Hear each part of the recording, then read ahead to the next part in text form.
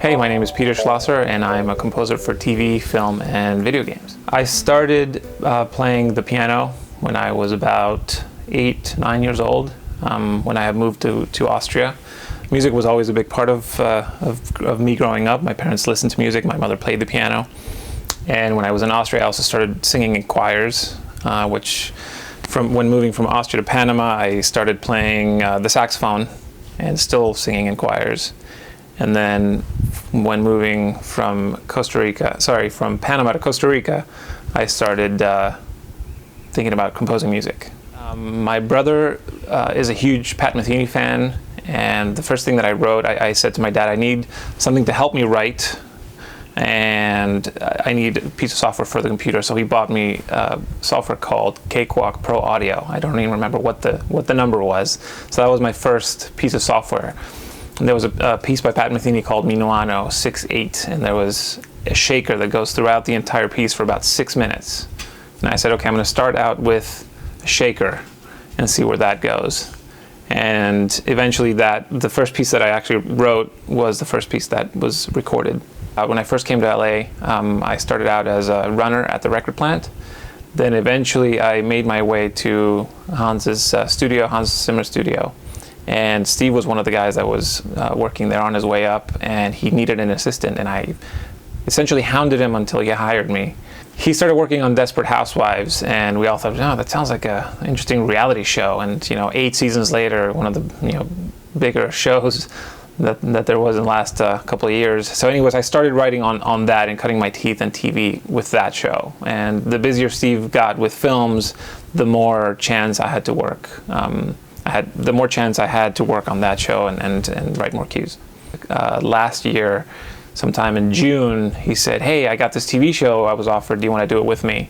So we kind of got the old band back together, the old Desperate Housewives band, and it was You, Me, and the Apocalypse, so we co-wrote the score on that. So Steve got hired early on this show, and he had a certain sound in mind. And when he brought me in, he had a certain palette already set up with some interesting banjos and the pipe organ, and it's all interesting because it takes place in a bunch of different places in the world, in England and in Europe, in England, in Italy, in Kentucky. And so we had to kind of tie all these things together, and so he wrote a bunch of really interesting themes that we then worked and reworked as the show progressed. It went from a very acoustic thing to a really electronic thing at about episode 5, which was really different from anything that we had done before. So we had to really shift our brains, and it worked out really well because of the thematic material in the show also really shifting, doing a 180. Gotcha. And can you play us one of the pieces that you worked on? Yes. Who is this going into his bank? Your friend, Sister Sophia. What did you say? Sophia, your friend that died. She says she's happy, and she's getting a lot of knitting done. But how do you know this? Ever since waking up, I hear this voice. It says, I have to give you a message. One day soon, you're going to see 4 horses. A white, a black, a red, and a pale. It says when you see them, don't panic, it's all part of the plan. Here, I want you to have this. I put where I live at the bottom. I don't think your mom wants anyone to know that. It's not for anyone, it's just for you. How are you going to get out of Poland? You are not fit to drive. There are no flights. I have a plane. Look, you've got to get out of here one way or the other. A private plane is a lot better than wandering around the streets. We'll put you in a cab, you can get a hotel and rest up, and if something goes wrong, then you can call a doctor. Why are you being so nice? What do you want? Nothing. You see that, quote, mystical bollocks that I sell is actually big on helping people. Even when they're acting like fucking idiots. Are you really a priest? I believe in God, you don't, it's fine. But I think we both know that your daughter is not the savior. Let me help you. Okay. How do we get past the freaks? So that was a piece in episode 3 where we see Sister Celine, who's my favorite character, she's a novice, so she hasn't become a full nun yet, who's researching the second coming of Christ. So she meets this little girl, and there's doubts whether she is the son or the daughter of Christ or actually Jesus. And so I used some samples of some wine glasses. There's a little bit of choir in there. There's also, further down the line, there's some more percussion. There's a ukulele and a mandolin. So it changes throughout the entire thing, trying to piece together all these different geographical locations.